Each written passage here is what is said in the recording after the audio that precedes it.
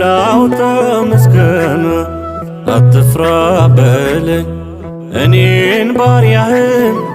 አድነኝ ጌታ ሰምተህ ጩኸቴን ሁልጊዜ ማንባት ያብቃልኝና ምስክር ልሁን ላውጣ ምስጋና